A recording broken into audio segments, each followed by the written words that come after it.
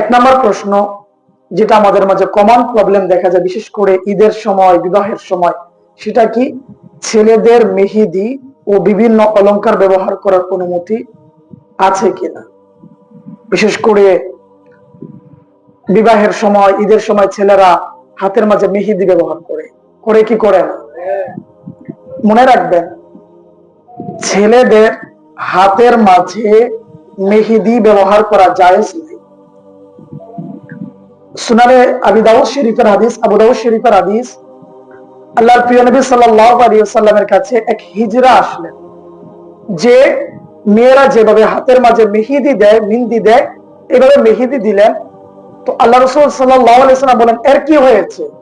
সাহাবায়ে কেরাম বলেন, সে মহিলাদের সাদৃশ্য গ্রহণ করে মেয়েরা যেভাবে হাতে মেহেদি দেয় সেও দেয়।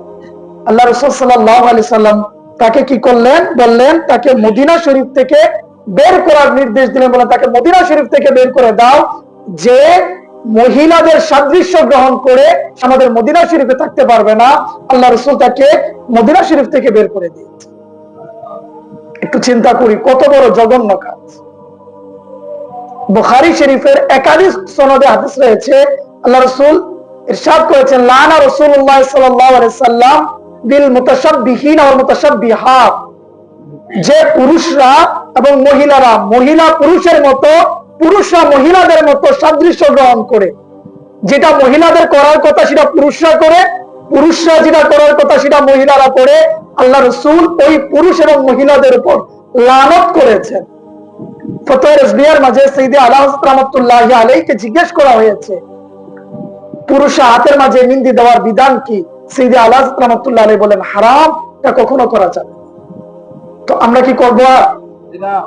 অনেকে নাবালেগ ছোট বাচ্চাদেরকে দিয়ে দেয়। মনে রাখবেন, ছোট নাবালেগ বাচ্চাদেরকে দিলে নাবালেগ বাচ্চারা তো নাবালেগ, তাদের গুনাহ হবে না। যে নাবালেগ বাচ্চাদের হাতে দিয়ে দিয়েছে সে গুনাহগার। অনেকে বাচ্চারা কান্না করে বুঝে না, তো কান্না করলেই কি তাদেরকে হারাম কাজের দিকে নিয়ে যাবে? তাকে একটু খেলনা দেন, খাবারের কিছু দেন, বাচ্চা খুশি হয়ে যাবে। তো আমরা যেন এই কাজগুলো না করি, আল্লাহ তাআলা কবুল করে সকলে বলে আমিন।